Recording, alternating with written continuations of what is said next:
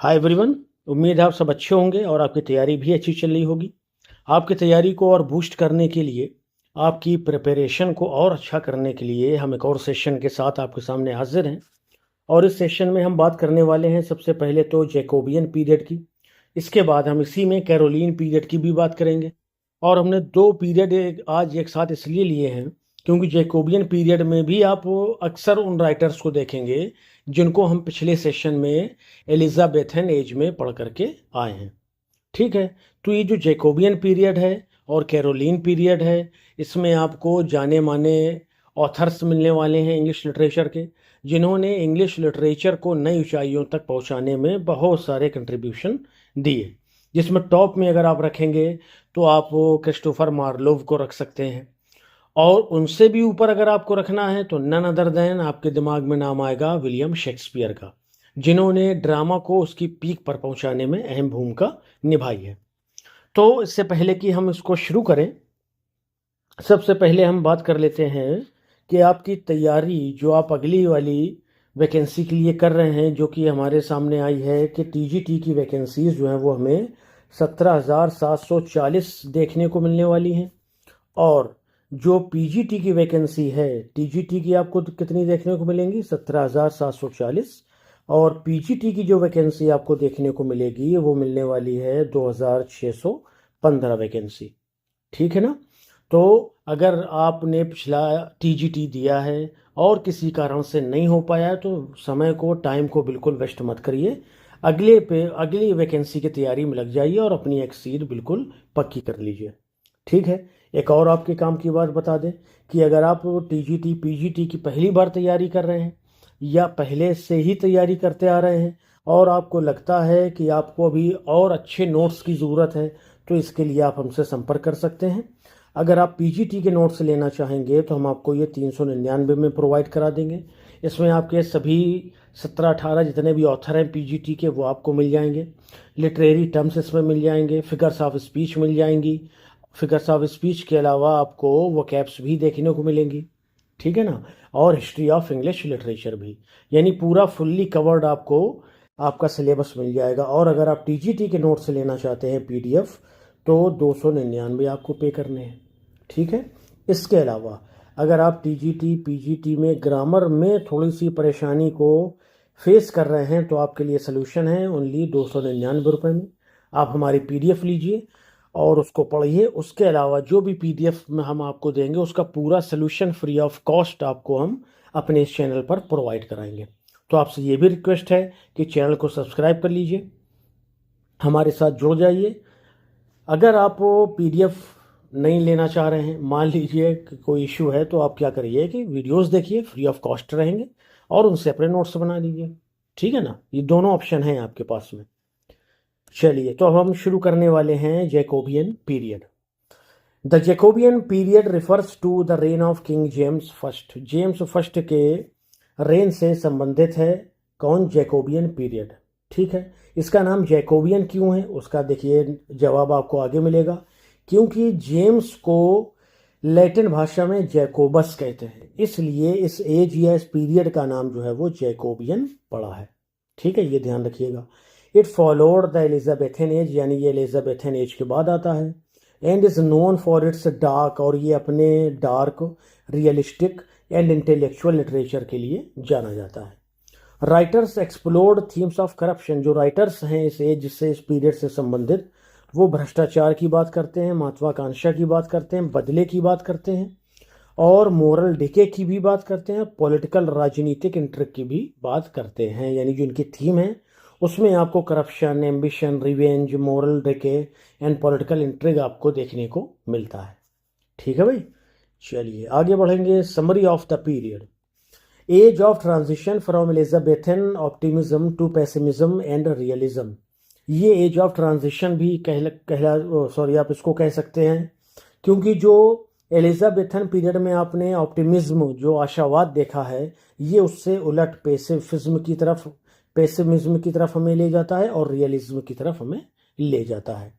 Growth of tragedy आपको देखने को मिलेगी, सटायर की ग्रोथ देखने को मिलेगी, एंड प्रोज राइटिंग की भी ग्रोथ इस एज में आप देखेंगे। Drama became darker. अब जो ड्रामा इस समय लिखा गया वो और ज़्यादा डार्कर था, मोर साइकोलॉजिकल था एलिजाबेथन पीरियड की अपेक्षा। ये आप जो मेंस की तैयारी करते हैं ना, ये पॉइंट्स वहाँ आपको लिखने के काम आते हैं, हमेशा ध्यान रखिए। Religious and political conflicts influenced literature, और जो धार्मिक और राजनीतिक कॉन्फ्लिक्ट्स, जो संघर्ष थे उस समय, उन्होंने बहुत ज़्यादा लिटरेचर को प्रभावित किया था। The period witnessed the publication of king James Bible, ये इस पीरियड की सबसे बड़ी घटना आप मान सकते हैं कि इसी समय किंग जेम्स बाइबल का जो वर्जन था, जिसको किंग वर्जन भी कहते हैं, 1611 में उसको पब्लिश कराया गया था। A landmark in English pros, और इसे आप इंग्लिश प्रोज में एक लैंडमार्क भी कह सकते हैं। ठीक है भाई, तो ये मेन फीचर हो गए आपके पीरियड के। अब आ जाइए मेजर ऑथर्स। जैसे कि हमने आपको बताया था कि जो एलिजाबेथ या एलिजाबेथन पीरियड में जो राइटर्स आपने देखे हैं, वही आपको कुछ इसमें देखने को मिलेंगे, कुछ दो चार नए देखने को मिलेंगे। विलियम शेक्सपियर अपन बात करके आए हैं पिछले सेशन में। Macbeth, King Lear, Othello, Tempest, ये सारा कुछ इन्होंने लिखा। इसके अलावा बहुत सारी, कुल मिला के 37 प्लेज शेक्सपियर ने लिखे, 37 प्लेज लिखे, 37 प्लेज, और इसके बाद 154 सोनेट्स भी शेक्सपियर ने लिखी हैं। ठीक है भाई, ये आप ध्यान रख सकते हैं क्योंकि ये भी टीजीटी में क्वेश्चन पूछे गए हैं। ठीक है भाई, अब ये मत सोचिए कि यार बड़े आसान आसान सर बता रहे हैं, भैया कभी कभी आसान ही पूछ लेता है तो हम उसी में अटक जाते हैं। जैसे हम अपनी बात बताएं, जो हमने अभी टीजीटी दिया है ना, उसमें तो बस बहुत आसान ग्रामर के 2 क्वेश्चन, ये समझिए कि ओवर कॉन्फिडेंस की वजह से हो सकता है गलत हो गए हुआ, तो होता है। आसान को कभी हल्के में मत लीजिए, बारीक तो हल्के में लेना ही नहीं है ना अपने को। यानी जो ज़्यादा कठिन है उसको भी अच्छे से पढ़ना है, जो आसान है उसको भी लेकर के चलना, पूरा सिलेबस अच्छे से कवर करना है। तो contribution produced his greatest tragedies during this period, बिल्कुल सही बात है कि जो इनकी ग्रेटेस्ट ट्रेजेडीज़ हैं, जैसे कि हमने आपको बताया, जो ग्रेटेस्ट ट्रेजेडीज़ हैं शेक्सपियर की हुक्म, वो इसी दौर में लिखी गई, एक को छोड़ करके, हैमलेट को छोड़ करके। हमने एक और आपको ये ट्रिक बताई थी कि 1656 भी याद रखिए। तो ये जो पीरियड है ये आपका शुरू हो रहा है 1603 से लेकर के 1625। ये जो हैमलेट है ये आपका लिखा गया है 1601 में, और जो ये ओ फॉर ओथेलो है ये लिखा गया है 1604 में, और ये जो किंग लियर है ये लिखा गया है 1605 में, और ये जो मैकबेथ है ये लिखा गया है 1606 में। इसलिए ये पॉइंट आपको ध्यान रखना है कि शेक्सपियर की जो ग्रेटेस्ट ट्रेजेडीज है ना, वो इसी दौर में लिखी गई है। ठीक है भाई, चलिए आगे देखेंगे। बेन जॉनसन की बात करते हैं। तो बेन जॉनसन के इंपॉर्टेंट वर्क वेलपॉन है, एल्केमिस्ट है, बार्थोलोम्यू फेयर है, और ये जो आपके बेन जॉनसन हैं ये अपने ह्यूमर के लिए बहुत ज़्यादा फेमस हैं। इनको कहिए कि पाइनियर ऑफ ह्यूमर है ये। तो इन्होंने लिखी है कि every man in his humour, और लिखा है every man out of his humour. ये भी इनके 2 इंपॉर्टेंट वर्क हमारे सामने हैं। Contribution master of comedy of humours and satire, इनको क्या कहा जाता है? Master of comedy humours, sorry इसको कहिए कि master of humours and satire. Comedy तो उसमें ऑटोमेटिकली आ जाएगी। अगला नाम कौन है? जॉन वेबस्टर का नाम है अगला। देखेंगे इनके क्या इंपॉर्टेंट वर्क हैं। The Duchess of Malfi, one of the greatest works of English literature है ये। द वाइट डेविल, ये 2 वर्क हैं इनके मशहूर। Contribution famous for dark and tragic drama, ये डार्क और ट्रेजिक ड्रामाज के लिए फेमस रहे हैं। फ्रांसिस बेकन, पिछले सेशन अपन बात कराएं, इनके एसेज हैं 58 के आसपास। इनको आप पढ़ेंगे तो आपको ज़िंदगी में किस तरह से जीना है, किस तरह से लोगों के साथ व्यवहार करना है, किस तरह से आपका व्यवहार होना चाहिए, वो सारा कुछ आप इनके एसेज से सीख सकते हैं। और फ्रांसिस बेकन को फादर ऑफ इंग्लिश एसेज भी कहा जाता है, ये भी अपने को पता है। इनका एक और वर्क है द एडवांसमेंट ऑफ लर्निंग और नोवम ऑर्गेनम, ये अपन पिछले सेशन में बात कर चुके हैं। Father of the English essay and scientific method, ठीक है। जॉन डन की बात कर लीजिए। जॉन डन आप जानते हैं कि मेटाफिजिकल पोइट्री के लिए फेमस है। इनके सॉन्ग्स एंड सोनेट्स और होली सोनेट्स, ये जो कलेक्शन है सोनेट्स के, इसमें इन्होंने मेटाफिजिकल पोइट्री लिखी है, और यही मेटाफिजिकल पोएट्स के लीडर भी कहलाते हैं। ठीक है भाई, चलिए अब आ जाइए बीमॉन्ट एंड फ्लेशर पे। बीमॉन्ट एंड फ्लेशर जो हैं, इनका वर्क है Philaster, the maid's tragedy. Contribution देखिए, popular dramatist of Jacobean period, ये भी मशहूर ड्रामाटिस्ट हैं आपके इस पीरियड के।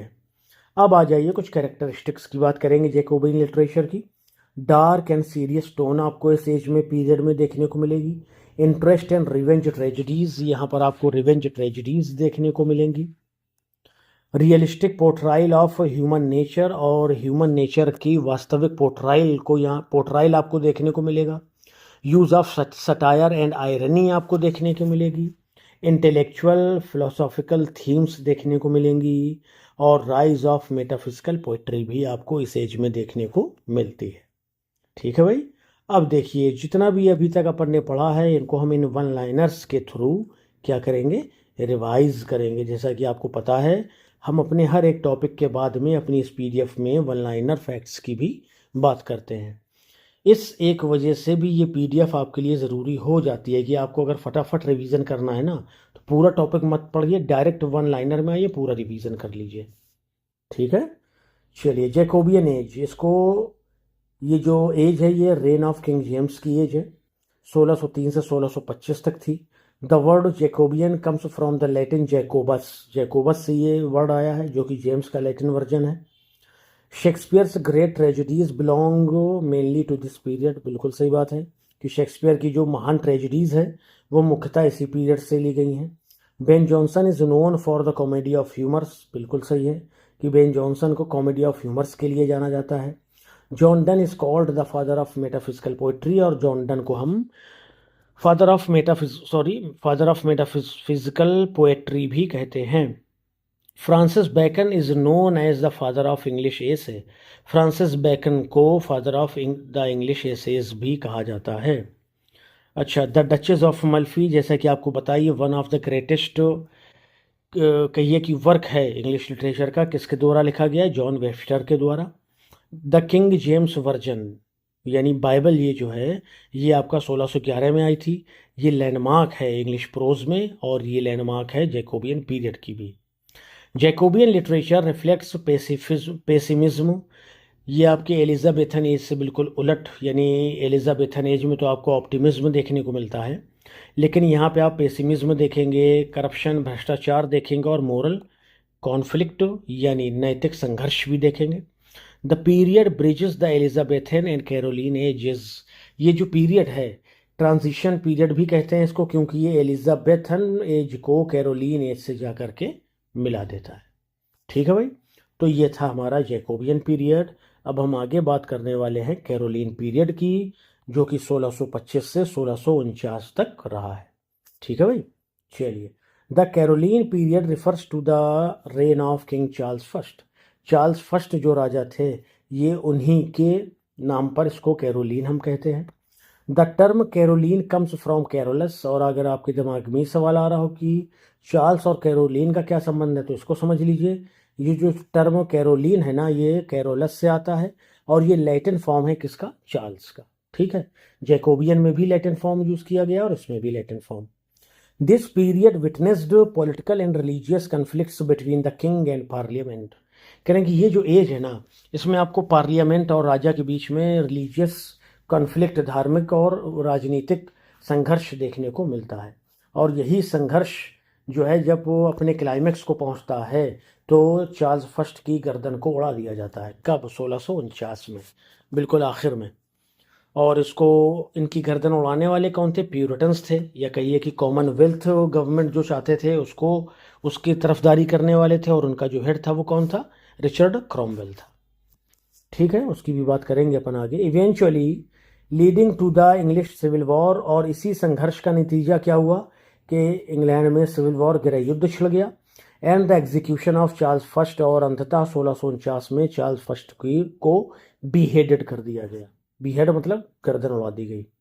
लिटरेचर ऑफ द एज, इस एज का जो लिटरेचर है रिफ्लेक्ट्स ये हमारे सामने पेश करता है थीम्स ऑफ लॉयल्टी, वफादारी की थीम को, धर्म की थीम को, लव प्यार की थीम को, एंड पॉलिटिकल अनरेस्ट और राजनीतिक अनरेस्ट उथल पुथल की थीम को भी पेश करता है। ठीक है, तो इसका ये इंट्रोडक्शन हो गया आपके कैरोलिन एज पीरियड का। ठीक है, चलिए आगे देखेंगे समरी क्या है इसकी। टाइम पीरियड क्या है, 1625 से 1649, named after king Charles first. Marked by political instability and English civil war. इसकी वही ख़ास बात है दो कि इंग्लैंड में उस समय पूरी तरह से इनस्टेबिलिटी आपको देखने को मिलेगी कि चर्च जो है वो अपनी बात, पार्लियामेंट अपनी बात मनवाना चाहती थी और जो राजा था वो अपनी बात मनवाना चाहता था। जब दोनों में संघर्ष होना शुरू हुआ तो इस संघर्ष ने सिविल वॉर का रूप ले लिया था। Literature continued the traditions of the Jacobian as. इस समय का जो लिटरेचर है यहाँ पर भी आपको जैकोबियन की ही ट्रेडिशन या परंपराएं देखने को मिलती हैं, but became more refined and lyrical. लेकिन जो इस समय का लिटरेचर है ना वो ज़्यादा रिफाइंड नज़र आता है और ज़्यादा लिरिकल नज़र आता है, यानी संगीतमय नज़र आता है। The period is famous for cavalier poets. ये जो पीरियड है ये कैवेलियर पोएट्स के लिए प्रसिद्ध है, एंड मेटाफिजिकल पोएट्स, और मेटाफिजिकल पोएट्स के लिए भी। ठीक है भाई, यहाँ पर ये आपको दो देखने को मिलेंगे, ये तो कैवेलियर हो गए, ठीक है, और इसके अलावा जो प्यूरिटन्स को सपोर्ट करते थे वो पोएट्स जो है या वो ऑथर्स आपको अलग देखने को मिलेंगे। चलिए अब देखिए यहाँ पर जो मेन ऑथर्स हैं, सबसे पहले नाम आता है जॉन मिल्टन का, जिन्होंने ये कहिए कि ग्रेटेस्ट एपिक लिखी है इंग्लिश लिटरेचर की, जिसका नाम क्या है, द पैराडाइज लॉस्ट। ठीक है, कब लिखा है इन्होंने? इसका पहला पब्लिकेशन जो था वो आया था 1667 में। ठीक है, दूसरा आया था 1674 में। दोनों में क्या डिफरेंस है? 1674 ही है, 71 दिमाग में आ रहा है, इसको देख लीजिएगा। इस समय जब इसका पब्लिकेशन हुआ तो इसमें 10 किताबें थीं, लेकिन इस वाले पब्लिकेशन में टोटल 12 किताबें हो गई थी। ठीक है, फिर कॉमस है, ये एक मास्क है। ये आपसे सवाल पूछा जाता है कि जो कॉमस है उसका लिटरेरी जॉनरा क्या है, तो हमारा जवाब क्या होता है कि ये एक मास्क है। और ये जो लिसिडस है ये भी पूछा जाता है कि ये क्या है, तो ये एक पेस्टोरल एलेजी है। ठीक है भाई, लिसिडस से रिलेटेड 2-3 क्वेश्चन, मतलब 2-3 तरह से सवाल पूछा जाता है कि कुछ आपको पेस्टोरल एलेजीज दे दी जाएंगी, उसमें से कहेगा इनमें से पेस्टोरल कौन है, नहीं है उसको हटाइए, या कौन है तो उसमें सिर्फ लिसिडस का नाम होगा, बाकी अलग प्रकार की एलेजी होंगी तो वहाँ पर आपको लिसिडस को छाटना होगा। कॉमर्स वाला भी ध्यान रखना है, मास्क पूछा जाता है टीजीटी में अक्सर। लेटर रोट पैराडाइज लॉस्ट, बाद में इन्होंने पैराडाइज लॉस्ट लिखी। 74 है कि 71, ये आप देख लीजिएगा, फिर से कन्फ्यूज़न हो रहा है इसमें। फिर जब वो इसी समय शायद इन्होंने 1671 में पैराडाइज रीगेंड भी लिखी थी। ठीक है भाई, इसको भी आपको ध्यान में रखना है। और देखिए जॉन मिल्टन की ज़िंदगी समझिए कितनी कठिन थी। एक तो इनके समय में जैसा कि हमने पढ़ा कि ये जो एज थी आपकी कैरोलिन बहुत ज़्यादा उथल पुथल से भरी थी। तो ये जो जॉन मिल्टन थे ये लोगों की तरफदारी ज़्यादा करते थे, यानी जो प्रजा थी, राजा की तरफ इनसे नहीं मतलब था इनको कुछ भी। एक तो ये 1638 के आसपास निकल जाते हैं वर्ल्ड टूर पे। ठीक है, उसी के एक आध साल के बाद जो है वो सिविल वॉर छिड़ जाता है, तो पूरी तरह से घूम भी नहीं पाते हैं, लौट आते हैं ये। बहुत महान जैसे गैलीलियो वगैरह से मिलते हैं उसी अपनी यात्रा के दौरान। जब वहाँ से लौट के आते हैं तो ये कॉमनवेल्थ गवर्नमेंट के कहिए की तरफ उनके फेवर में ट्रैक्ट्स लिखते हैं और किंग के ख़िलाफ़ ट्रैक्ट्स लिखते हैं। ठीक है, जब ये 44 साल के होते हैं 1652 में, तो जब ये सिविल वॉर हो जाता है उस समय इन्होंने एरियोपेजिटिका भी लिखी कि फ्रीडम ऑफ प्रेस होनी चाहिए, कि जो लेखक लिखे उसको छपना भी चाहिए, क्योंकि एक ये राजा ले आया था कि बिना हमारी परमिशन के कोई भी राइटर अपनी मनमानी चीज़ें नहीं छाप सकता है, उसके खिलाफ भी ये बोले थे। ऑफ एजुकेशन, ये भी एक ट्रैक्ट इन्होंने लिखा था। और इसी दौरान इन्होंने 5 डाइवोर्स ट्रैक्ट्स भी लिखे थे कि इनकी जो पहली पत्नी थी वो 17 साल की थी, ये थे 34 साल के, तो दोनों में अनबन, तो इतना डिफरेंस है एज का, तो अनबन तो होना ही है। तो उसके लिए भी इनको जो रूल थे उस समय के डाइवोर्स या तलाक लेने के बड़े टफ थे, तो उसको भी इन्होंने कहा कि इसको भी आसान बनाइए। तो बहुत ज़्यादा योगदान है इनका इंग्लिश लिटरेचर में के लिए भी, और इंग्लैंड के आप कहिए कि सोसाइटी और उसके कल्चर के लिए भी बहुत बड़ा योगदान है इनका। अच्छा, अब आते हैं 1652 में क्या हुआ कि ये पूरी तरह से अंधे हो गए एट द एज ऑफ 44। ये सवाल भी पूछा जाता है। ठीक है, और इसी अंधेपन पर रोते हुए या इस पर अफसोस करते हुए इन्होंने एक बड़ी फेमस सोनेट लिखी है जिसका नाम है ऑन हिज ब्लाइंडनेस। ठीक है ना, इसको भी आपको ध्यान में रखना है। अच्छा चलिए, जब हम इनको अलग अलग बात करेंगे ना और आगे आने वाले सेशंस में, तब हम और डिटेल से बात करेंगे इसकी। अगले जो राइटर है वो मिलते हैं हमें रॉबर्ट हेरिक। इनका वर्क है हेस्पेराइड्स, और ये famous poem to the virgins to make much of time, ये उनके 3 वर्क आपको ध्यान में रखने हैं। रिचर्ड लवलेस आपको देखने को मिलेंगे, लुकास्टा इन्होंने लिखा है। फेमस पोएम्स हैं इनकी to Althea, from prison, to Lucasta, going to the wars. ये आप कहिए कि थोड़ा माइनर पोएट्स हैं उस दौर के। टॉमस कैरियो, पोएम्स 1640 की, known for graceful love lyrics, जैसे ट्रू ब्यूटी, क्या गजब इनका वो लिरिक है, पढ़िएगा मज़ा आ जाएगा आपको, फुल ऑफ रोमांस है वो। सर जॉन सकलिंग भी आपको देखने को मिलेंगे। जॉर्ज हर्बर्ट भी आपको देखने को मिलेंगे, ये इनके वर्क हैं, ये आप देख लेंगे। रिचर्ड क्रॉशा भी आपको यहाँ देखने को मिलते हैं। यानी आप ये समझिए कि इस दौर का पूरा दारो मदार जो है वो किसके कंधों पर था, बताइए, जॉन मिल्टन के कंधों पर। वही कमी पूरी कर रहे थे एक अच्छे पोएट की भी, वही कमी पूरी कर रहे थे एक अच्छे पम्फलेटियर की भी, वही कमी पूरी कर रहे थे एक अच्छे एपिक राइटर की भी आने वाले समय में। मतलब बहुत इनकी जब आप वो बायोग्राफी पढ़ेंगे ना तो आपको लगेगा कि हाँ, कोई एक महान व्यक्ति हुआ है। जैसे आप सुनते हैं ना कि शेक्सपियर को कहा जाता है कि वो इंग्लिश लिटरेचर के सबसे महानतम ऑथर्स में से हैं, तो आप ये बहस कर सकते हैं वहाँ की नहीं, जॉन मिल्टन ज़्यादा महान है। क्यों?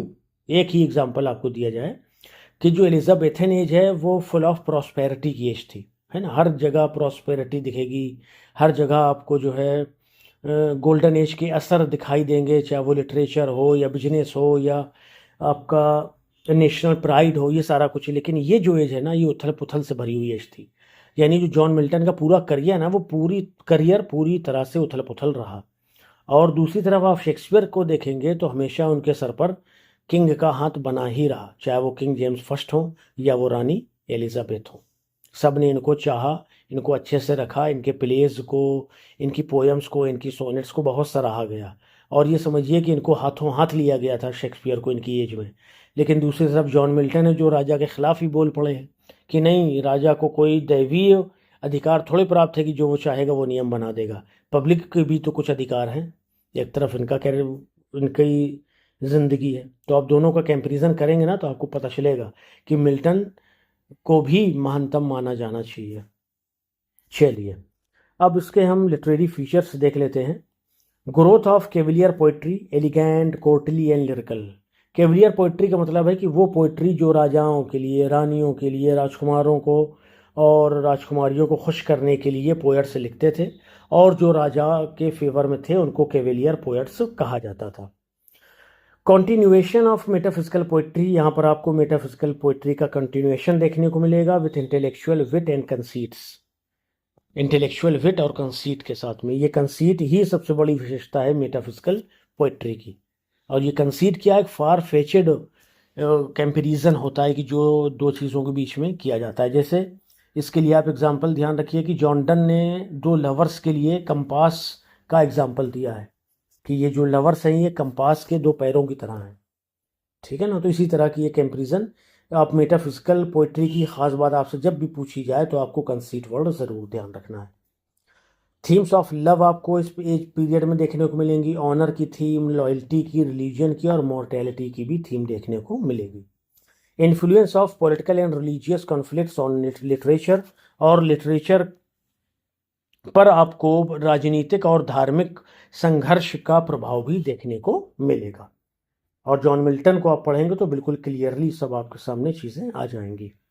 अच्छा देखिए, ये जो जितने भी सेशन हम आपके सामने ला रहे हैं ना, सबकी बिल्कुल अच्छे से हमने टीजीटी की अलग प्लेलिस्ट बना दी है, पीजीटी की अलग, ग्रामर की अलग। तो वहाँ जाइए चैनल पर, चैनल को विजिट करिए, वहाँ पर आप प्लेलिस्ट के हिसाब से, यानी अपनी टीजीटी अगर आप तैयारी कर रहे हैं तो उसके हिसाब से प्लेलिस्ट आपके लिए है, पीजीटी की तैयारी कर रहे हैं तो प्लेलिस्ट आपको पीजीटी वाली काम आ जाएगी, ग्रामर दोनों के लिए है। वो आप आराम से लेक्चर वाइज उसको टॉपिक वाइज देख सकते हैं अपनी तैयारी को। ये समझिए कि जो आप 2, 2.5, 3,000, 4,000, 5,000 दे करके जो तैयारी कर रहे हैं ना, वो हम आपको फ्री ऑफ कॉस्ट दे रहे हैं अभी फ़िलहाल, बात समझ रहे हैं। तो इसको ये मत समझिए कि अरे ये तो फ्री है, क्या ही पढ़ाएंगे, हम ही पढ़ा रहे हैं भाई। मतलब जितनी कोशिश अपना बेस्ट देने की हम कोशिश कर रहे हैं कि अच्छे से अच्छा आपको पढ़ाया जाए, आपकी पूरी तैयारी करवा दी जाए।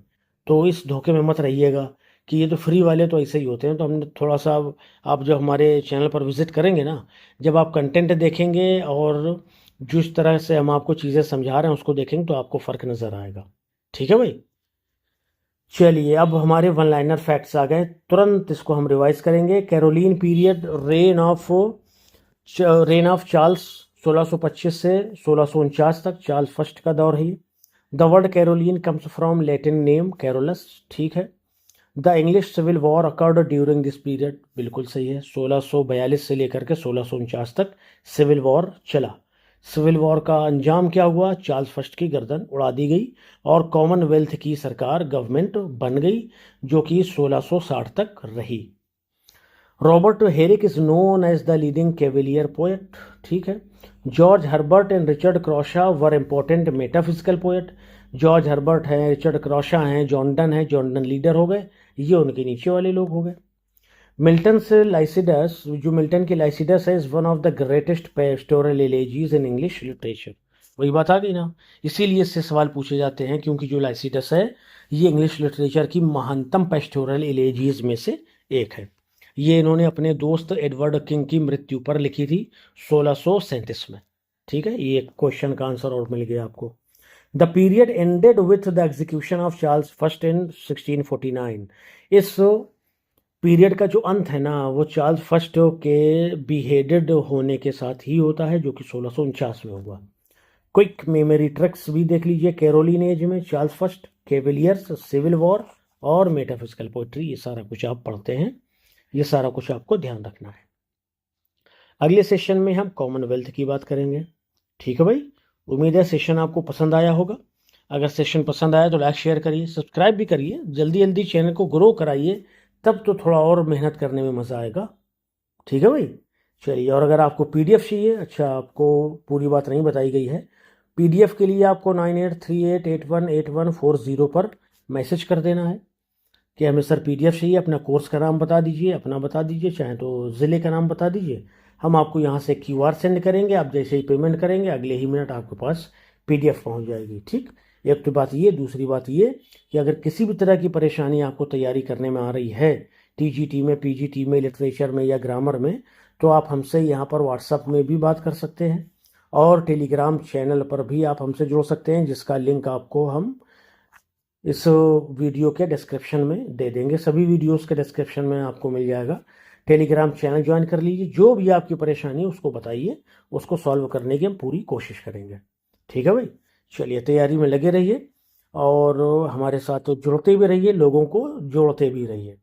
चलिए, मस्त रहिए, स्वस्थ रहिए और अपनी तैयारी में व्यस्त रहिए। मिलते हैं नेक्स्ट सेशन में। Till then bye bye, thank you.